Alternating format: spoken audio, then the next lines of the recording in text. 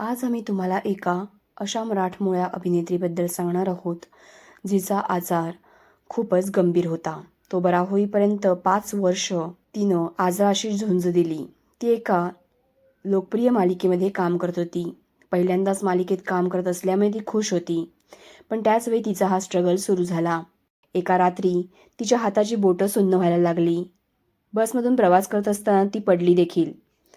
तिचे वडील तिला डॉक्टरकडे घेऊन गेले तोपर्यंत तिला एक अटॅक येऊन गेला होता. याच दरम्यान डॉक्टरांचा संप असल्यामुळे तिला योग्य उपचार मिळू शकले नाहीत. सगळ्या टेस्ट झाल्या. तिच्या एका पायाची एक नस डॅमेज झाली होती. तिचे पाय खूप दुखायचे. उपचारादरम्यान 4 वर्ष औषधांचा शरीरावर प्रचंड परिणाम झाला. तिचे केस गेले. तिची दृष्टी कमी व्हायला लागली.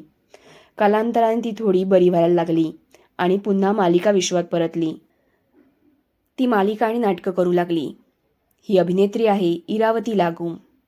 इरावतीच्या आयुष्यात हे सर्व काही वयाच्या 18व्या वर्षी घडलं. इरावती यांना आपण सर्वात पहिल्यांदा दूरदर्शनवरच्या दुनिया रंग रंगली या मालिकेमध्ये पाहिलं आहे. त्यानंतर इरावती कुठे गायब झाल्या असा प्रश्न चाहत्यांना पडला होता. पण इरावती गायब झाल्या नव्हत्या, तर ऐन तारुण्यात त्यांना तो गंभीर आजार जडला होता. यानंतरही त्यांचा खडतर प्रवास संपला नाही. लग्नानंतर खूप प्रयत्न केल्यानंतर त्या गरोदर राहिल्या. पण एका रात्री त्यांच्या दोन्ही मुली त्यांनी गमावल्या.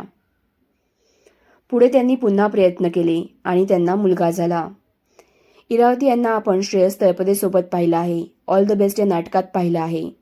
पाहिले ना मी तुला, मुरांबा अशा मालिकांमध्ये आपण त्यांना महत्त्वपूर्ण भूमिकांमध्ये पाहिलं आहे. तर अशाच बातम्यांसाठी SB मराठी एंटरटेनमेंट चॅनलला लाईक, शेअर आणि सबस्क्राईब करा.